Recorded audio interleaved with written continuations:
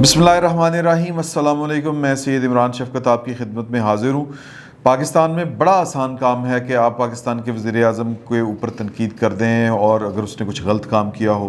पाकिस्तान में सबसे जो कहते हैं ना कि जी कि वो सॉफ्ट टारगेट जो होता है वो होता है सियासतदान।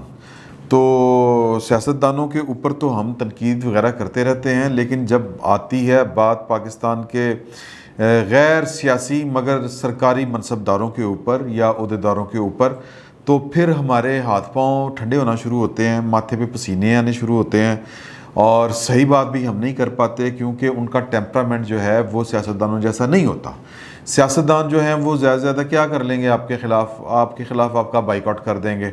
आपको याद होगा कि जी के जब प्रेम शरफ नहीं, आसफ़ अली ज़रदारी, ये आसफ़ अली ज़रदारी साहब का मेरे मुंह पे ना नाम ही नहीं चढ़ता, पता नहीं क्यों।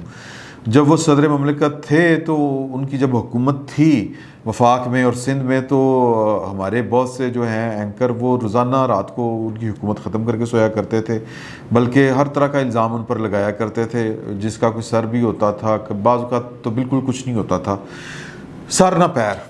तो उन्होंने जियो का बाइकाट कर दिया। ज़्यादा से ज़्यादा उनकी सियासतदानों की औकात इससे ज़्यादा नहीं होती।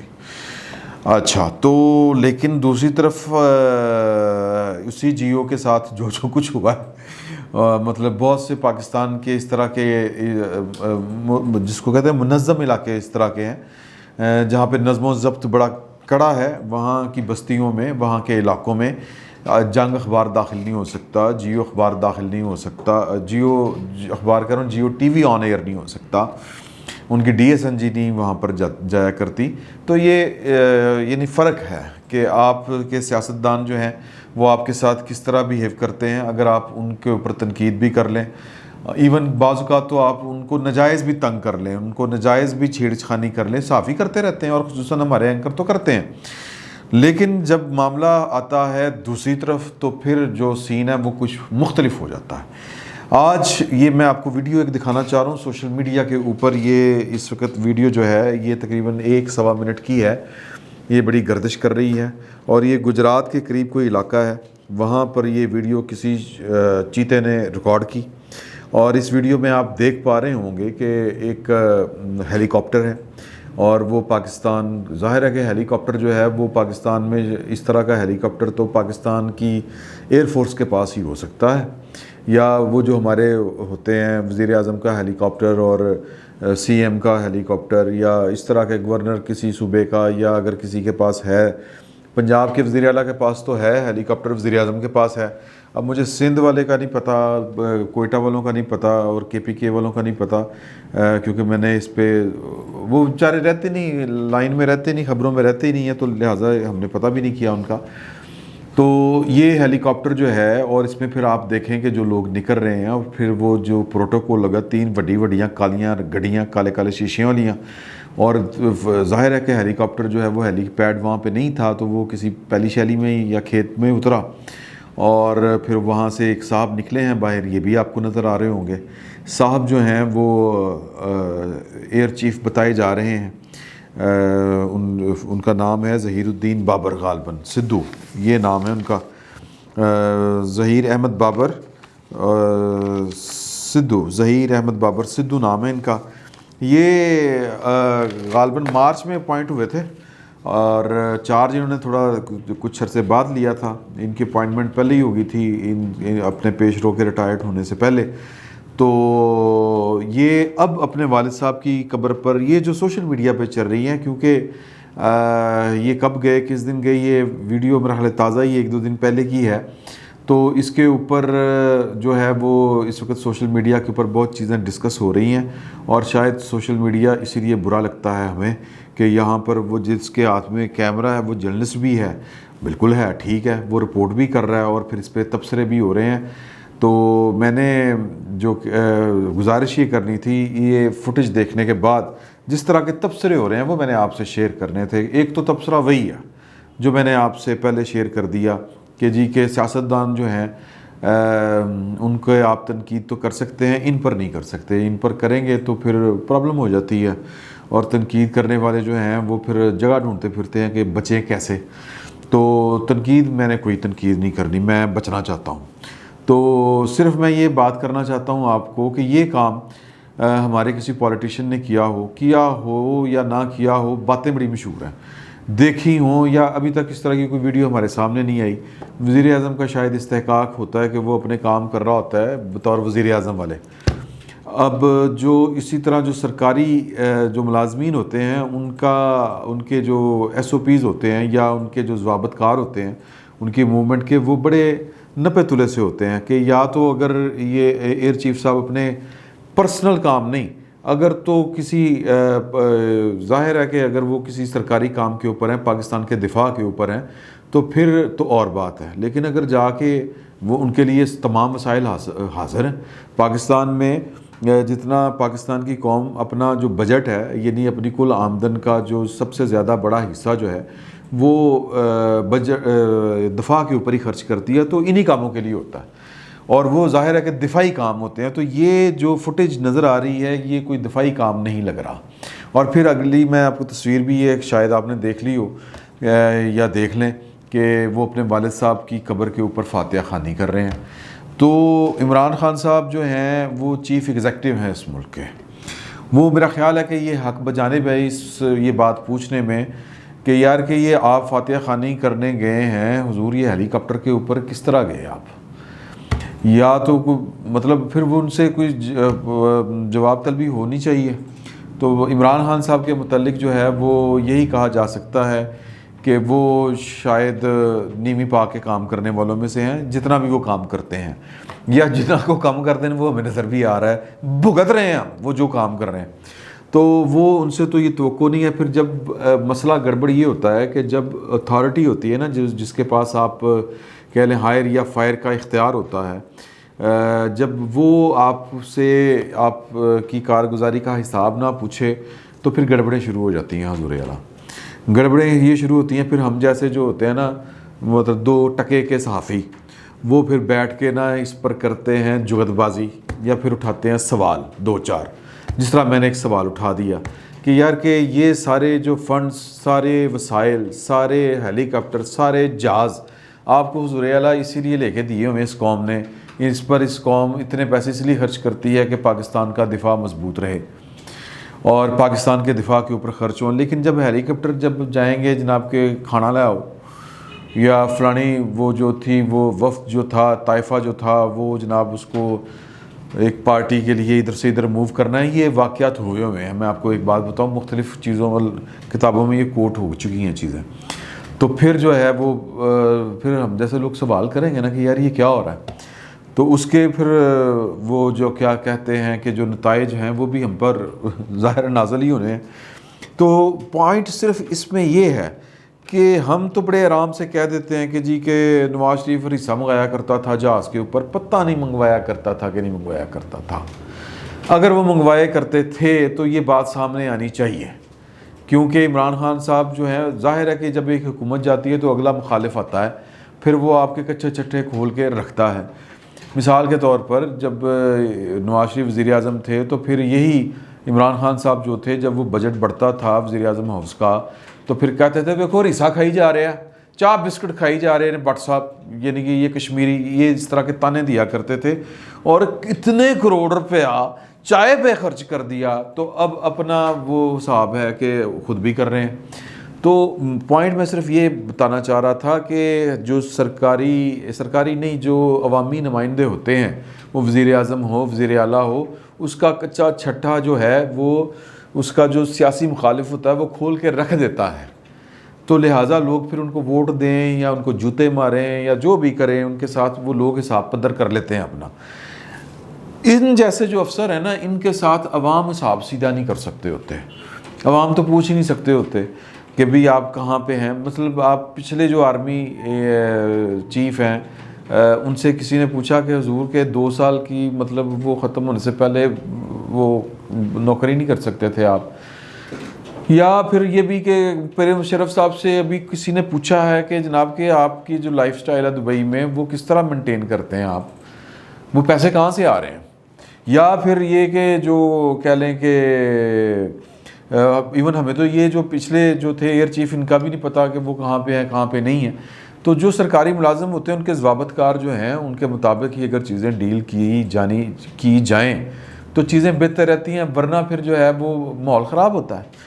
اور ویسے بھی پاکستان میں جو ہے یہ پروٹوکول والا ہی ہے نا جی. چسکا صاحب جو گئے ہیں, یعنی ایئر چیف صاحب کے اپنے والد صاحب کی قبر پہ جانا ہے, یا تو پھر ہے کہ ان کی طرف سے کوئی اس کی آ جائے تردید آ جائے, یا کوئی ٹھیک انفارمیشن آ جائے کہ جی کہ نہیں وہ اصل میں وہ فلاں پوسٹ پہ جا رہے تھے تو راستے میں پڑتا تھا, والد صاحب کی قبر پڑتی تھی تو ایک سٹاپ اوور کیا اور وہ اچھا پھر سمجھ آتی ہے بات. تو اس کی وضاحت آ جانی چاہیے میرا خیال ہے. تو وضاحت مطلب ہمیں تو وضاحت ہی بڑی ہوتی ہے. اسی اگلی گل کدی کوئی پوچھی ہے حضور, کدی کوئی گل نہیں پوچھی.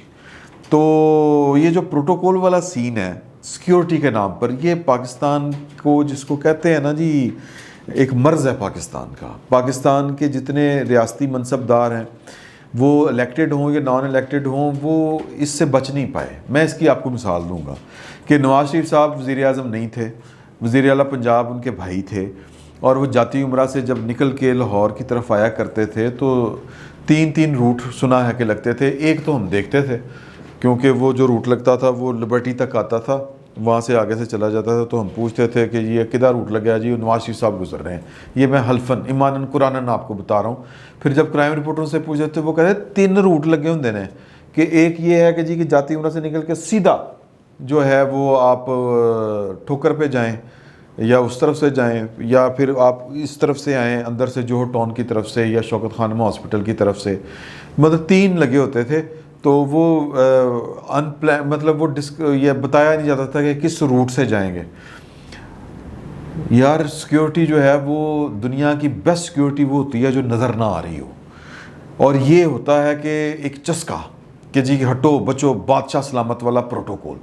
تو یہ ہمارے جو ہیں وزرائے اعظم وہ ہوں نہ ہوں, لیکن میں نواز شریف صاحب وزیر اعظم نہیں تھے تب, صرف ان کے بھائی جو ہیں وہ وزیر اعلیٰ پنجاب تھے. ایون بعض اوقات تو مریم صاحبہ کے لیے بھی پروٹوکول اسی طرح کا ہی لگا کرتا تھا.